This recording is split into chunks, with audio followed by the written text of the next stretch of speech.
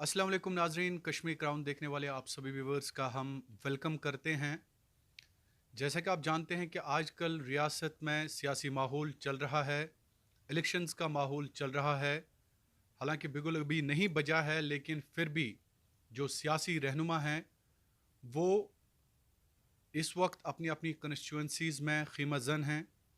और उन सियासी रहनुमाओं में से अगर हम ताज मोहिद्दीन साहब की बात करें तो उन्होंने चिले कलान जो है वो उड़ी में ही गुजारा, अपने लोगों के साथ गुजारा। और उड़ी में वो इस वक्त रिहाइश पजीर हैं। गर्चे वो हमेशा उड़ी की आवाम के लिए रोज़ अव्वल से ही काफ़ी संजीदगी के साथ काम करते आए हैं। आज हमने ये मुनासिब जाना कि हम ताज मोहिद्दीन साहब को आपके साथ रूबरू कराएं। ताज मोहिद्दीन साहब के साथ बात करने से पहले हम देखते हैं कि ताज मोहिद्दीन साहब का जो दौर इक़्तिदार रहा उड़ी में, इन्होंने क्या कुछ किया अपने वक्त में उड़ी में। आइए देखते हैं ये ख़ास रिपोर्ट ताज मोहिद्दीन साहब के प्रोफाइल पर मबनी। ताज मोहिद्दीन रियासत के एक जाने माने सियासतदान होने के साथ साथ कांग्रेस के सीनियर लीडर है। गुज़िश्ता 30 सालों से ताज मोहिद्दीन सियासी मैदान में खड़े हैं। ताज मोहिद्दीन सरहदी हलका इंतखाब उड़ी से कानून साज असेंबली के रुकन 2 बार रहे हैं। साबिक वजीर होने के साथ साथ ताज मोहिद्दीन कई अहम सियासी ओहदों पर फाइज रहे हैं। ताज मोहिद्दीन की आवाज गुजर, पहाड़ी और उड़ी की पसमानदा तबके के लिए एक बेखौफ आवाज मानी जाती है। उड़ी में डिग्री कॉलेज का कयाम, गांव-गांव सड़कें और स्कूलों का जाल उनकी सबसे बड़ी खिदमत में शुमार किया जाता है। तो आपने खुद ही देखा कि ताज मोहिद्दीन साहब जो हैं कांग्रेस के एक सीनियर लीडर हैं, इसके साथ साथ साबिक वजीर भी रहे हैं। सरकार में इन्होंने काम किया है कैबिनेट मिनिस्टर की हैसियत से। लेकिन उड़ी की आवाम के हवाले से ताज मोहिद्दीन हमेशा से संजीदगी के साथ गौर करते आए हैं। लेकिन आज हिसाब लेने का वक्त आ गया है। गर्चे गुज़िश्ता टेन्योर जो था वो ताज मोहिद्दीन साहब का नहीं था, लेकिन आज हम हिसाब लेंगे ताज मोहिद्दीन साहब से। जी खैर मकदम आपका कश्मीर में। तो आज हिसाब लेने का वक्त आ गया है। बिल्कुल, मैं हाजिर हूँ। तो आप हिसाब देने के लिए बिल्कुल तैयार हूँ। आप तैयार हैं? ताज मोहिद्दीन साहब, सबसे पहले अपने दौर को और जो गुज़िश्ता दौर रहा, साबिक एमएलए जो हैं शफ़ी उड़ी साहब, मुझे पता नहीं शायद कॉन्स्टिट्यूंसी में होंगे या कहीं और पे हैं। आई डोंट नो, बिकॉज मैंने कॉल भी किया था, शायद मुझे नहीं दिखे यहाँ पे। देखिए, शफी साहब तो शायद इन 5 साल में 2 बार आए हो। वैसे वो यहाँ नहीं होते, 1 या 2 बार आए होंगे 5 साल में। खैर, उनसे मेरा नहीं मकसद है। आपने कहा कि आज के दौर को, जो हमारा दौर 12 साल का गुजरा है, जी। उससे आप कंपेयर करना चाहते हैं। मैं तो कहूँगा कि दूर दूर का भी कोई उसके साथ वास्ता नहीं है। मेरे दौर में जो चीज़ें बनी वो इस वक्त ज़मीन पर मौजूद है। कभी उनसे इंटरव्यू करके पूछ लीजिएगा कि 5 साल में आपने क्या बनाया। नहीं सर, वो तैयार होने चाहिए ना इंटरव्यू देने के लिए। खैर, आपकी ये है, मैं नहीं कह सकता। मैं आपसे कहूँ, 2002 में एक उड़ी बैकवर्ड एरिया, सड़क कनेक्टिविटी नहीं, एजुकेशनली बैकवर्ड, कॉलेज नहीं, हाई स्कूल नहीं, सड़कें नहीं, पीने का पानी नहीं, बिजली नहीं। आज के दौर का जो उड़ी देख रहे हैं, ये ख्वाब शायद मैंने 2002 में देखा था। मुझे विरासत में 75 किलोमीटर सड़क मिली थी, जिसमें आर्मी की रोड्स भी थी, ज़्यादातर आर्मी की रोड्स थी। जी। नेशनल हाईवे था और एक रोड जो एमएलए साहब ने अपने घर के लिए बनाई थी, बस ये आपको विरासत में मिला ये था। मुझे विरासत में मिला। आज मैं फख्र से कह सकता हूँ कि इस वक्त 875 किलोमीटर टोटल रोड लेंथ है, जो मेरे वक्त में बनी। इनके वक्त में 1 इंच का भी इजाफा नहीं हुआ। हाँ, इतना कारनामा इन्होंने किया कि जो चलते हुए रोड्स थी उनको रोक दिया। ये उन्होंने अपने वक्त में किया। ये अपने वक्त में, जो ही मेरा दौरे इक़्तिदार ख़त्म हुआ, इनके दौरे इक़्तिदार में हुआ, तो वो कहते हैं ना, खुल जा सिम सिम, बंद हो जा सिम सिम। तमाम डेवलपमेंट काम जो है वो स्टैंड स्टिल पे आ गए। उसमें रोड्स भी थी। अगर फिल्ट्रेशन प्लांट बना था, उसमें पानी डालना था, आज तक पानी नहीं डाला गया। 69 ऐसे ऐसे फिल्ट्रेशन प्लांट्स हैं जिनमें पानी नहीं डाला गया। जी। रोड्स की आपने बात की ताज साहब, चूंकि फैक्ट्स एंड फिगर्स तो ज़रूरी होने चाहिए। कौन कौन सा रोड ऐसा था जहां पे आपने उन गांवों के लोगों के लिए रोड पहुंचाया था, इन्होंने रोक दिया? देखिए, रोका नहीं, अपनी नाक पर तंदेशी कही है, या ना काम करने का हो। जो रोड्स चल रही थी PMGS 5 में, उसमें डिफरेंट रोड्स हैं, वो डिफरेंट स्टेजेस पे रोड्स थी। अब दरा नामला, ये आपकी नामला सी की रोड थी, वहीं की वहीं रुक गई। उसके बाद दक्कन की रोड थी, दक्कन से वो बंद। ये कहिए कि सारी हुकूमत लग गई रोड बंद करने के लिए। आधी कैबिनेट लग गई। नहीं, मैं आपसे कहूँ, लोकल एडमिनिस्ट्रेशन तक लग गई कि सड़क बननी नहीं चाहिए। ऐसा ये है कि ये रोड ताज साहब ने बनाई है। ये ताज साहब ने सैंक्शन की है, रोड नहीं बननी चाहिए। तो इस किस्म की लातादारी, दक्कन रोड है, दक्कन नाम गरकोट रोड, रोक दी। आधी बनी हुई है, आधी रुक गई। अब एक और ये कहूँ, एक इलाका है जहाँ मेरे लोग रहते हैं, सेंटर में एक पसी आई, ग्वालता उसे कहते हैं जी। ग्वालता में एक पसी आई। क्या आपने अभी तक वर्ल्ड रिकॉर्ड में सुना होगा कि 4 साल पसी ना उठाई जाए? बिल्कुल गलत बात है। कोई नहीं गया उस पसी को उठाने, वो बढ़ती रही, पसी को नहीं उठाया गया। आज भी आप जाके वो पसी देख सकते हैं। 6 किलोमीटर रोड आगे लोगों ने पैदल जाना है, 6 किलोमीटर इधर उन्होंने रहना है। यानी इस हद तक इंतकामगिरी है, मुझसे नहीं, कामों से, डेवलपमेंट से। इनका रुझान ही कभी डेवलपमेंट के लिए नहीं रहा। इनका रुझान किस तरफ है मुझे समझ नहीं आता। लोगों को गुमराह करना इस हद तक कि हमारे 43 सरपंच हैं, ये जाया करते थे उन दिनों, जिन दिनों वो रिजल्ट निकले, हार पहना दिए और साथ खड़े हो गए और दे दिया ये सरपंच हमारा। अरे वो तो अपने घर में है, यही है वो सरपंच, कहाँ जाएंगे? क्योंकि हम हलफनामा लेते थे तो आज़ाद, मगर क्योंकि पार्टी की तरफ से खड़े होते थे इसलिए हलफनामा लिया जाता था। तो इन्होंने एक ड्रामा तो वो किया। फिर छोटी छोटी ओछी बातें जो एक एमएलए को या एक वुड बी एमएलए को जेब नहीं देती, जी। वो तक करनी शुरू कर दी। खैर, मैं डेवलपमेंट की बात कर रहा था और डेवलपमेंट से कहाँ पहुंच गया, जी जी। मुझे नहीं जाना चाहिए था। माजरत करता हूँ, उसके लिए माजरत खा हूँ। एक अस्पताल जिसको मैंने मॉडल हॉस्पिटल बनाया, ये नहीं कि वो अगर बिजली ना हो, जो अमूमन नहीं हुआ करती थी, और हमारे एक्सप्ले प्लांट्स वगैरह नहीं चला करते थे, तो उसको सोलर सिस्टम पे रखा।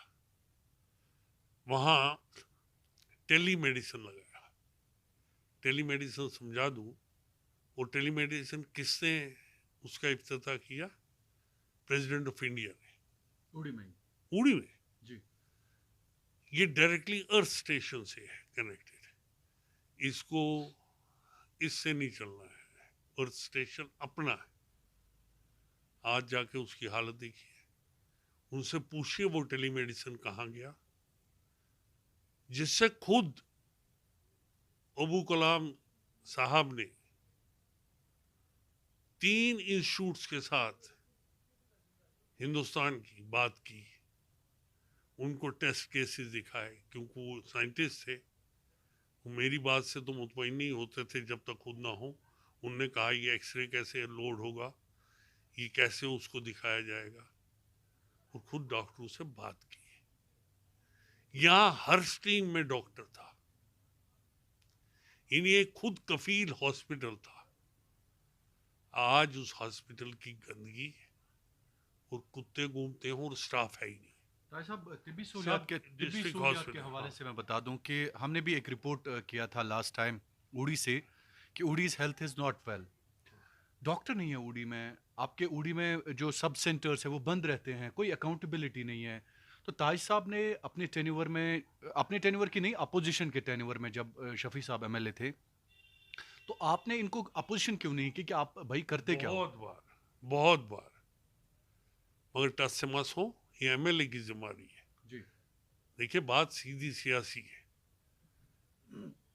हम तो चाहते थे कि लोग नाला हों, तो समझें कि फर्क कितना पड़ता है।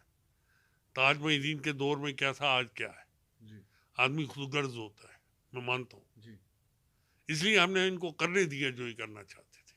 आपने मैदान खुला छोड़ दिया। बिल्कुल खुला छोड़ दिया, क्योंकि जो हॉस्पिटल जिसको फख्र हासिल है कि प्रेसिडेंट ऑफ इंडिया इस सब डिस्ट्रिक्ट हॉस्पिटल में आए, जिसमें सोलर सिस्टम से सारा सिस्टम चलता हो, वहां कुत्ते घूमे और कहीं एक आध डॉक्टर कहीं नजर आए।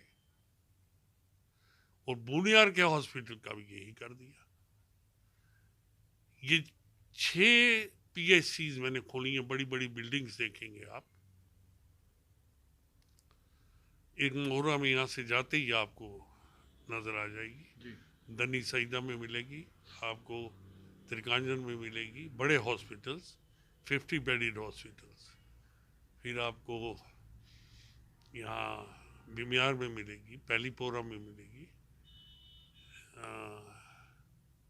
तो ये 6 हाँ, सुल्तान डकी में आप देखेंगे। बिल्कुल तिब्बी सहूलियात के हवाले से आपने बहुत कुछ किया, लेकिन ताज साहब मेरे ख्याल में एक चीज़ में नाकाम रही। आपका एक नारा था, उड़ी को मैं बॉर्डर डिस्ट्रिक्ट लाऊंगा। मुझे याद है मैंने लास्ट इंटरव्यू में आपसे बात की थी एज कैबिनेट मिनिस्टर। तो वो बॉर्डर डिस्ट्रिक्ट नहीं मिला उड़ी को। देखिए, वो बात तो थी, क्योंकि आपका नारा था वो। हाँ, मेरा नारा है और अभी भी मेरा नारा है जी। मैं उससे ये नहीं हुआ हूँ। अब बॉर्डर डिस्ट्रिक्ट के लिए हुकूमत पे होना लाजमी था। अब जब हुकूमत नहीं रही तो ख्वाब मेरा अधूरा हो, और इस बार मेरा वही नारा है कि बॉर्डर डिस्ट्रिक्ट और रोजगार के वसाइल। तो हम पूछें आपसे इलेक्शंस के बाद बॉर्डर डिस्ट्रिक्ट के बारे में? इंशाल्लाह उस पर पूरा काम होगा बॉर्डर डिस्ट्रिक्ट में। ठीक है ताज साहब, कॉलेज की आपने बात की, कॉलेज उड़ी को आपने दिया कि शफी साहब ने दिया? अरे शफी साहब ने क्या दिया, शफी साहब के वक्त में 70 स्कूल थे, क्योंकि मुझे नॉलेज नहीं है उसके बारे में। स्कूल थे, कोई कनेक्टेड नहीं था। हाई स्कूलों की तो बात ही छोड़िए, कॉलेज देने से तो वो एजुकेशन मिनिस्टर रहे थे, मगर उन्होंने कभी ये नहीं सोचा कि उड़ी को कॉलेज दिया जाए। कॉलेज मैंने दिलाया, तहसील दूसरी बनानी नहीं चाहते थे, बुनियार को अलग तहसील का दर्जा दिया, 2 ब्लॉक्स को 5 ब्लॉक्स दिए। यानी कि मैं जो भी काम हुआ है आप ये पूछ लीजिए, अगर किसी को आप पूछ लीजिए जी, क्या आप कहिए कि शफी साहब, लोगों से भी पूछ लेंगे, शफी साहब के वक्त में क्या काम हुआ, बस की बोल दीजिए, सड़क अगर कोई पीएमजीएसवाई की है, मेरे वक्त में सैंक्शन हुई है, मैंने रिक्वेशन है तो वक्त के साथ वो आ गई। अगर कोई जी पहले तो मेरे वक्त में ही आई और अब इनकम्प्लीट पड़ी हुई। मोरा रोड ही ले लीजिए, मेरे वक्त में शुरू हुई, मतलब बननी शुरू हुई, मगर उसके बाकी काम जो था वो अधूरा छोड़ दिया। ये चंदनवाड़ी मेरी रोड है, बिल्कुल हमसाए में। जी जी। ये शुरू हुई, आजकल काम बंद। अब कितनी रोडों का मैं नाम लूं। ताज साहब और भी सवाल आपसे पूछेंगे उड़ी की गरीब आवाम के हवाले से। यहाँ पे वक्त हो चला एक छोटे से ब्रेक का। ब्रेक के बाद सीनियर कांग्रेस लीडर ताज मोहिद्दीन के साथ हमारी गुफ्तगू जो है वो जारी रहेगी। Mears Job Placement and Security Services Handwara. Good news for unemployed youths of Kashmir. Mears Job Placement is a placement consultancy which provides jobs to unemployed youths of Kashmir in private sectors such as banks, factories, hospitals, schools, hotels, security guards, waiter male, housekeepers male female, cook male, accountants male female, computer operators male female, receptionists male female, drivers male. Do visit our office, Mears Job Placement and Security Services Handwara. Call on 9797005705, 9797476363, 9797599279. Break के बाद फिर हम हाजिर हैं एक personality के साथ जो हमारे इस वक्त हमारे साथ मौजूद हैं, कांग्रेस लीडर ताज मोहिद्दीन साहब। इनसे मज़ीद जानने की कोशिश करेंगे उड़ी के हवाले से। ताज मोहिद्दीन साहब, रोज़गार एक सबसे बड़ा इशू है, क्योंकि मुझे याद है कि NHPC पे आपने एक बड़ा बवाल उठाया था लास्ट टाइम। उड़ी के नौजवानों के हवाले से आपने बात की थी, मेरा डाक बंगलो में आपके साथ इंटरव्यू हुआ था, अगर आपको याद है। तो रोज़गार के हवाले से बड़ी परेशानी है उड़ी में। आपके दौरे इक़्तिदार की अगर हम बात करें तो आपने क्या किया उड़ी के नौजवान के लिए? देखिए, मैं आपसे अर्ज करूं, सन 1950 से लेके 2002 तक 1200 मुलाजिम, टीचर्स भी, जिसमें डेली वेजर्स भी, दूसरे सब मिला के 1200 सरकारी मुलाजिम। सरकारी मुलाजिम। और 2002 से जो सरकारी मुलाजमतें दी गई, सेंट्रल गवर्नमेंट में हो या इसमें हो, वो 4200। अब मैं हिसाब, आप चाहेंगे तो हिसाब भी दे दूंगा। बिल्कुल, हम फिगर्स लेंगे आपसे। देखिए, 250 स्कूल खोले तो 500 टीचर लगे, 100 स्कूल्स अपग्रेड किए तो 100 टीचर और लगे, 350 आंगनवाड़ी सेंटर दिए, 700 लोग वो लगे। एक बटालियन टीए की 2003 में खुद डिफेंस मिनिस्टर से बात करके, chief of the army staff से बात करके, एक बटालियन टीए की सिर्फ उड़ी में भर्ती हुई 1000 आदमी। उसके बाद 2005 में हर पैरामिलिट्री फोर्सेस से एक एक कंपनी, तो एक बटालियन वो हुई, ये 1000 आदमी वो हो गई। उसके साथ फिर बाकी ये जो मुलाजमतें लगती रही आपकी डिस्ट्रिक्ट के हिसाब से, दूसरे हिसाब से, उसमें जो हमारा हिस्सा आया, तो ये कुल मिला के 4200 लोग हो जाते हैं। और इनके वक्त पे 1950 से ले रहा हूँ, 1950 से लेके 2002 तक सिर्फ 1200 मुलाजिम लगे। अब वो 1200 मुलाजिम उन दिनों जब लगा करते थे, वो सिगरेट के पैकेट पे भी लगा करते थे, खाली पैकेट पे भी लगा करते थे। उन दिनों अकाउंटेबिलिटी थी नहीं, तो लोग समझते हैं कि वो नौकरियां लगी।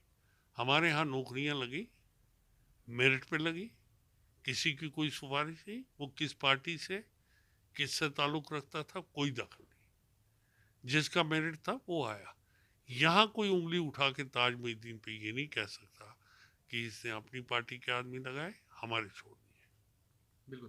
ताज साहब, बिजली के हवाले से मैं सवाल आपसे पूछना चाहूँगा, क्योंकि आप ही ने ये सवाल उठाया था NHPC के ख़िलाफ़ कि अगर हम पैदावार करते हैं तो आप हमारी उड़ी को 24 घंटे बिजली दीजिए। शफी साहब ने ये सवाल नहीं उठाया था, तो आपसे मैं इसका जवाब मांगना चाहूँगा। देखिए, 2 पावर हाउसेज हैं, मैंने इनसे एग्री करवाया था कि कि 5 किलोमीटर के अंदर, दायरे के अंदर जो भी पॉपुलेशन रहती है, they are entitled for the free. ये ऑर्डर भी हुआ था।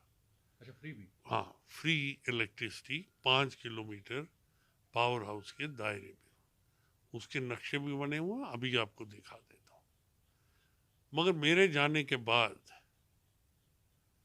किसी ने परस्यू नहीं किया। ये आप समझते हैं कि ये दमस कार होता है जी। और जब तक आप कैबिनेट में हैं तो आप करवा लेते हैं। और वैसे ही मेरा और एनएचपीसी का साथ जो है वो बड़ा अजीब सा रहा है। कभी प्यार, कभी जंग, कभी प्यार, कभी जंग। तो इस हिसाब में ही चलते रहे और उनसे मैंने काम करवाए, उनसे ब्रिजेस लिए जो ब्रिजेस अधूरे छोड़े थे, क्योंकि आदत थी इनकी। मगर ये अफसोस कि मैं यहाँ का स्टेडियम जिसके लिए कमिटेड थे चहल में, जिसके लिए 3.5 करोड़ इन्होंने सैंक्शन किया था, मेरे बात पूछने वाला कोई नहीं था इनसे और इन्होंने वो वैसे ही छोड़ दिया। ताज साहब, चूँकि आखिरी मरहला चल रहा है मेरे इंटरव्यू का, शदीद सर्दी है, चिलेकलान है और आप ऊड़ी में। देखिए, मैंने कहा कि मैं जम्मू में मकान है वहाँ रह सकता हूँ, श्रीनगर में भी रह सकता हूँ, मगर इस बार मैंने सोचा कि चिल्लाकलां अपने लोगों के साथ क्यों ना काटा जाए। तो इसलिए पूरे चिल्लाकलां में जब से शुरू हुआ और आज तक, आज ख़त्म हो गया चिल्लाकलां, मैं यहीं बैठा हूँ। और सच कहूँ तो मैं चिल्लाकलां में, उड़ी में अपने लोगों में ज़्यादा खुश हूँ बनिस्बत ये कि मैं जम्मू में या श्रीनगर में रहता। तो शफी साहब पे नज़र पड़ती है आते जाते? शफी साहब से मेरी मुलाकात होती है, बहुत ज़्यादा मुलाकातें होती। पार्टी की जब मीटिंग्स हों, एनसी कांग्रेस की इकट्ठी मीटिंग हो तो उनसे मुलाकात होती है। नहीं, उड़ी की मैं बात कर रहा हूँ। उड़ी में शायद मेरी दानिश में शायद मैं गलत भी हो सकता हूँ। लोग कहते हैं कि वो 2 बार आए, एक नहीं 2.5 बार। हाँ, एक बार आए तो आए, एक रात रहे, सुबह निकल गए, दूसरे दिन को ही निकल गए, तीसरे दिन आए फारूक साहब के साथ। वो एक एमएलसी थे, उनका वो वफात पा गए थे और उनके फाते पे आए, फारूक साहब के साथ ही आए और उसी गाड़ी में वापस चले गए। बस यही है।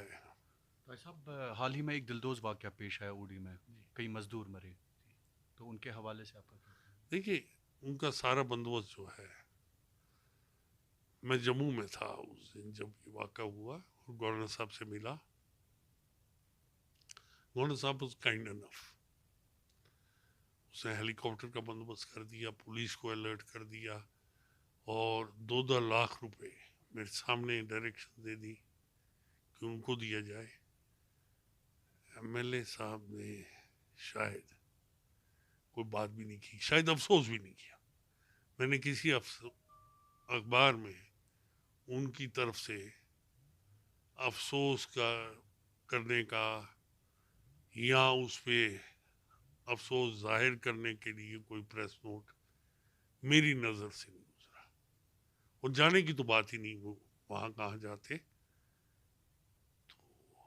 तो ताज साहब, चूँकि इलेक्शंस आ रहे हैं, आपका भी अपना एक मंशूर है उड़ी के हवाले से, उड़ी के गरीब आवाम के हवाले से। आखिर पे अगर मैं आपसे पूछूं कि ताज साहब, उड़ी का दर्द क्या है अब? देखिए, मैं आपसे कहूँ, कश्मीरी में एक चीज़ को कहते हैं सुख। बिल्कुल। शायद उसका तर्जमा मैं उर्दू में न कर सकूं, और है भी नहीं, ऐसा कोई लफ्ज़ नहीं है जो कश्मीरी ज़बान के सुख को।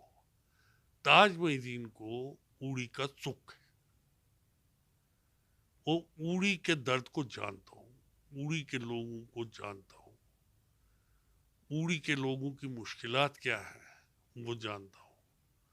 वो चाहे चौटाली के जंगलों में रहते हों, या कोहालन के बॉर्डर पे रहते हों, या दर्दकोट में रहते हों, या नावालुंडा में रहते हों, या ग्वालता की वो जगह जिनकी पस्सी 4 साल नहीं उठाई गई, ये ताज मोहिद्दीन के लोग हैं, इसके आगे क्यों जाना? नहीं, पस्सी क्यों उठाना? वो 6 किलोमीटर, वो लोग, उनका दर्द समझिए, ग्वालता से वो 6 किलोमीटर बोझ लेके मूरी तक पहुंचते, 6 किलोमीटर है, और वो बोझ लाद के चलते हैं। उन पे किसी को तरस नहीं आया कि ये रोड जो मैकडम करके बनी हुई थी, इसके दरमियान पसी है। और फिर अफसरों को तो बहाना चाहिए, जब 4 साल हो गए वो कहते हैं स्लाइडिंग जोन हो गया। अफसर को तो बहाना चाहिए ना, क्योंकि कल उनसे बाजपुरस हो सकती है, ये साहब आपने क्यों नहीं उठाया? वो कहते हैं जी स्लाइड जोन हो गया। जब सड़क बनी तो उस वक्त स्लाइड जोन नहीं थी, आज स्लाइड जोन बन गई।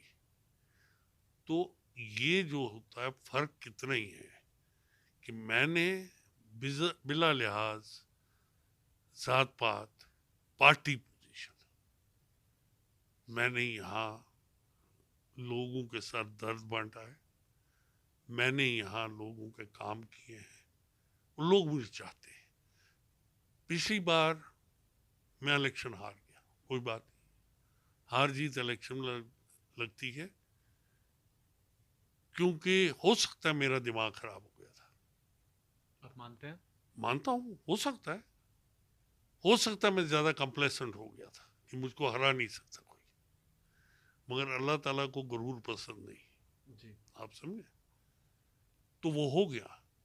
मगर आज वही लोग जो मुझसे गए हुए थे, 99% वापस आ चुके हैं और मेरे साथ है।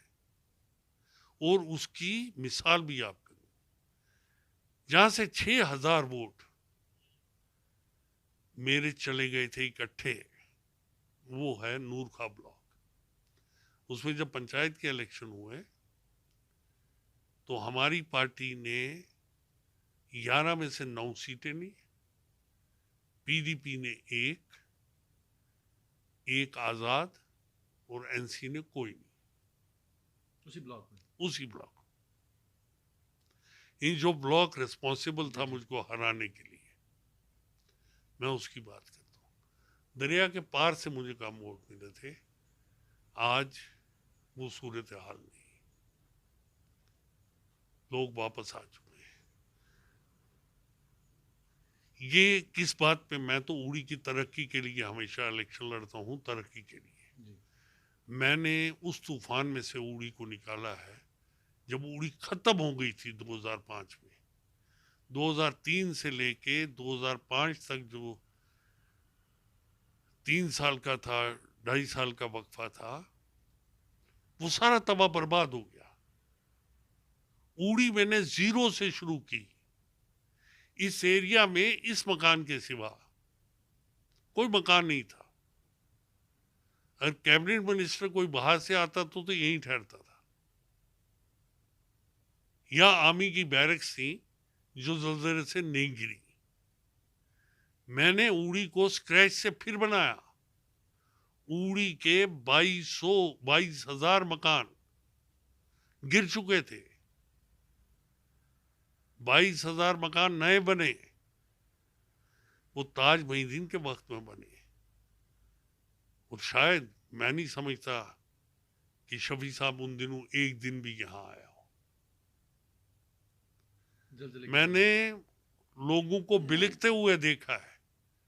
मैंने सर्दी में उन दिनों बारिशें शुरू हो गई, सरकारी इमदाद आ नहीं रही थी, मैंने पर्सनल 10,000 कंबल पानीपत से मंगवाए, क्योंकि वो इतनी शदीद सर्दी शुरू हो गई उसी वक्त।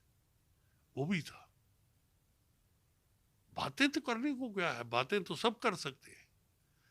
People have short memory, they forget, मगर जब याद दिलाया जाए तो याद आ जाता है। बिल्कुल।